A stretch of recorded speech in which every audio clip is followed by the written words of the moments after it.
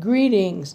This is Professor Welch, and my presentation today is on interviewing for employment.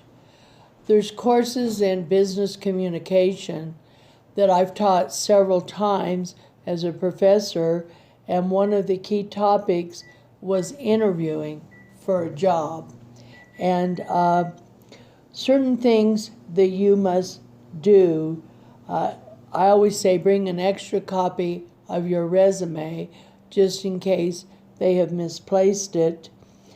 And also have very good eye contact when you meet the person that is about to give you an interview. Look them in the eyes very naturally and smile. And then also give a nice handshake. Not too hard of a handshake or not too soft like a dead fish, but just right, medium handshake as you look them in the eye and as you smile. There's various questions that they ask you. I notice when looking on Google, there's many websites that have sample questions, but these are a few. First of all, they say, tell me about yourself.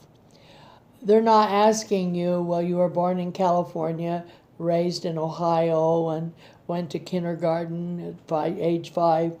What they mean is professionally. Say briefly where you obtained your education, key points of your education, and then next, your work experience, because that's what they want is your professional requirements. Many people start off personally and go to their birth date, and that's not what you want. And then they'll ask you, what are your strengths? And usually in business, they're looking for people that are hardworking, attentive to detail, able to meet deadlines, but also include that you're a team player, you get along, and you're someone that would be an asset to the company.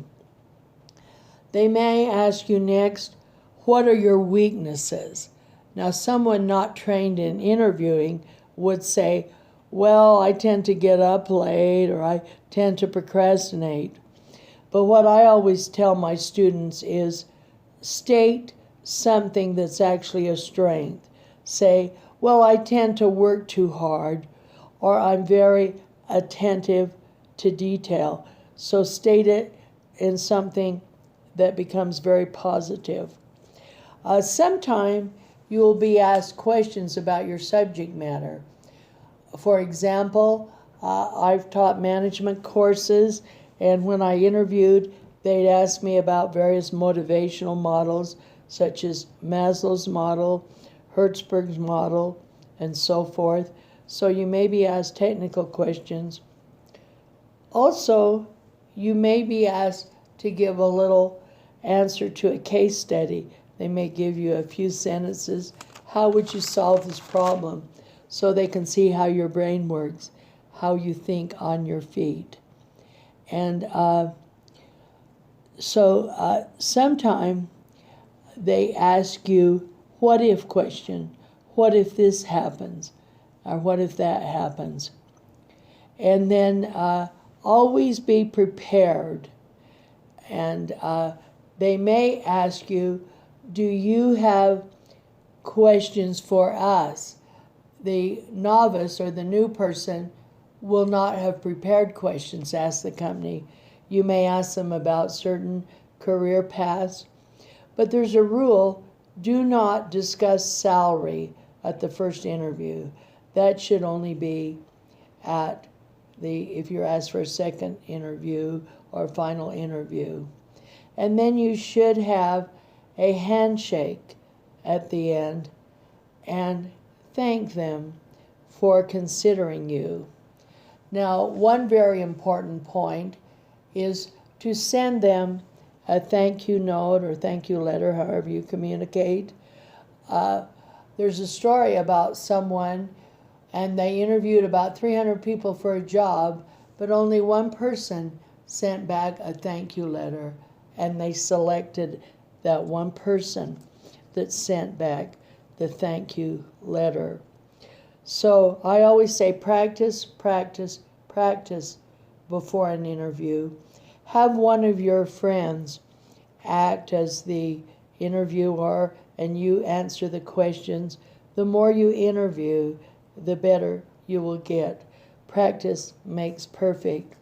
And sometimes people like to videotape their interview and they'll say, boy, I didn't know I did that. I didn't know I did that. One big problem is some people will say, and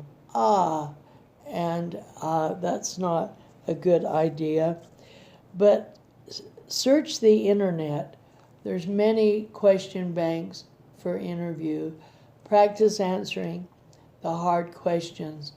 The good news is this is a time when there appears to be many more workers than positions. I know when I graduated as a teacher, there were way too many teacher graduates, and so teachers had to go into something else.